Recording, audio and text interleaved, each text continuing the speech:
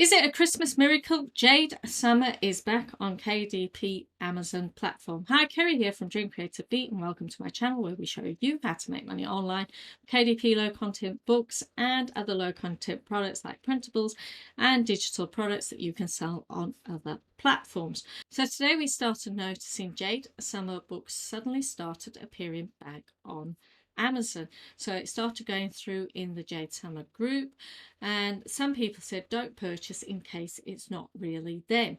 Then there was an official notice about an hour ago from Jade Summer themselves, both in their Facebook group and an email that they sent to their list. So Jade Summer is officially back on Amazon. The Kindle Direct Publishing account was reinstated earlier today. They have been working with a trademark attorney who also worked with them in collaboration with Amazon legal department.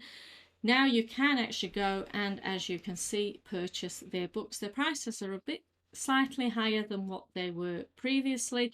Usually their books were anything between $5.99 and $7.99. Some of their books are now between $6 and $9.99. We can see there's no rank with them because they haven't been sold since they've been uploaded, but at least they've been allowed to keep their reviews and their ratings. But they've got such a great audience that the audience will support them. So why have they actually gone back to Amazon? Well, Amazon was the bulk of their business. It was over 97% sales came from Amazon. Plus Lulu, despite it being really good quality paper, and a lot of the customers were actually happy with the quality of paper, what they weren't happy with is the cost of delivery, nor how long it actually took, because most people who shop on Amazon have Amazon Prime, so you just send for anything that you can because you know it's going to arrive. Especially in the UK, we can get a book within a couple of days if it's not near Christmas or there's some sort of delay, but usually it's 2 days. And I know in the States in some areas it can be up to 5 days, but if it's going with like Lulu, it can be anything from 7 to 14 days. So that is one of the reasons why they would want to come back. Plus they didn't feel that they had done anything wrong. They thought it was some minor issues, and maybe that's exactly what it proved to be. But it's still a warning to us all out there to be aware of copyright and to be aware of trademark and to be aware of brands, because even if there is no trademark in our category, but there is a brand, we still got to be careful of using that. And you cannot just use the term fair use either, because there are some countries where there's no such thing as fair use, like Japan. So if you're doing anime and manga, you need to create your own images that are not from any of the studios, because like I said, there isn't no fair use. And if we're creating low content books, there is really no fair use for us either. Fair use really comes into it if you're writing like a high content fiction book where you mention your character's either drinking a Coca-Cola and is driving a VW van. Now that is fair use, but what you can't do is put a Coca-Cola bottle that is the clear trademark Coca-Cola bottle into your colouring book, or put like a VW van into your colouring book or on your cover or anything like that, because these brands have a lot of people protecting their trademark. They actually pay companies to go and do that, who will go and search out anything that's infringing on their trademark.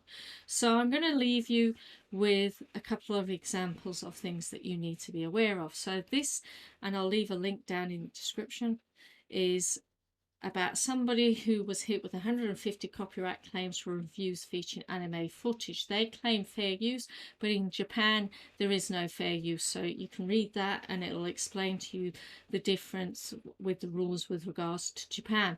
And another one that I want to talk to you about, and I'll leave a link as well, is how to work with copyright rules. And it's also about Harry Potter and lexicon, and about how the fact that J.K. Rowling won a court case because Lexicon had published a comprehensive list of all the magical creatures and characters in the Harry Potter novels. She argued that she could write that same book herself and she wouldn't be infringing on her own copyright because they did come from her. And also, you cannot put Harry Potter in the title of any of your books, because even though book titles can't be copyrighted. Some of the elements within that title can be trademarked, and Harry Potter is trademarked because it is a series. So no, you cannot go and create a Harry Potter cookbook or anything like that, and nor can you put unofficial. Now there are people that have used unofficial, and again I'll lose a link down in the description. This was about somebody doing an unofficial book about Middle Earth and Tolkien, J.R. Tolkien, so The Hobbit, The Lord of the Rings, all that sort of thing. And again, you can read through and see why they were getting away with it, but why it is pretty dangerous for your own business. Now, another popular one is people using Disney, Marvel and all that. Now, you can actually go and ask permission to use Disney and Marvel and all those things from Disney themselves. You can actually apply for that permission. Now, I don't know the costs or anything because I have not done that. I don't create anything that's copyrighted or trademarked. My rule of thumb is if it's on the internet and it doesn't say it's for commercial use or I can purchase a license for it, I don't touch it. That is my rule of thumb. So here is what you can actually apply. Now, the reason why I've said this is because I went onto Amazon earlier today and I didn't type anything to do with Disney. I typed Christmas Princess colouring book, and on the first page there are several of these books here, independently published, really low in rank. They're selling probably 25 of these books a day, making quite a lot of money, making probably nearly $800 a month with that sale rank. Same with this one, a low sales rank. Again, this one, nearly every single one, not only this one is using images, it's also using the Disney font as well, which is also copyright and trademark protected. Now, the reason why Disney is going to come after you is because they have this licensing deal, and part of the licensing deal is that they go after anybody that's infringing on their copyright and trademark. And the part of keeping trademarks is that you need to protect your trademark. So anybody that's got that is going to come after you. So like I said, if we look at this, I got to page 2 before I got to an official Disney book that is from Disney. There were some Thomas Kincaid books, which is this one, which is worked in conjunction with Disney and has got Disney licensing, and also DK Publishing, which is this one here. Again, they'll have got the licensing. You can see that there.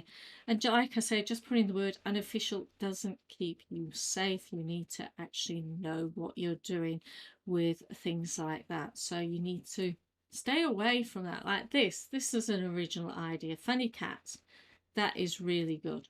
So somebody has come up with a unique idea, created their own.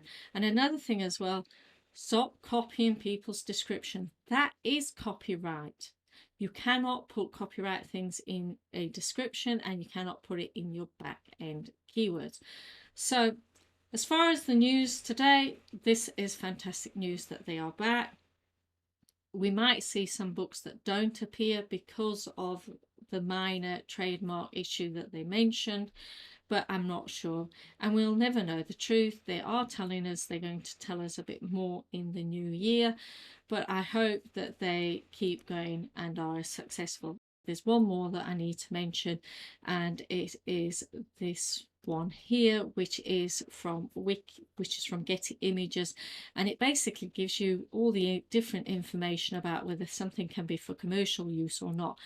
For example, a lot of buildings are copyright protected. Some of them are now in the public domain, but then they have trademarks on them. For example, the Eiffel Tower, you can use that image as long as it's a daylight image and not an evening image, because the evening images have got some sort of lightning show that is trademark protected.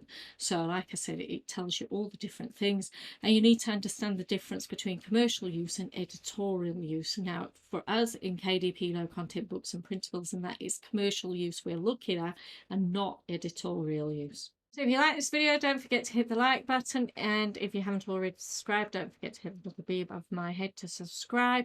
And also, while you're here, why not check out the previous Jade Summer videos that I created and my previous videos that I did about copyright and trademark. I'll leave all the links down in the description so you can read the different things that I have shown and mentioned in this video.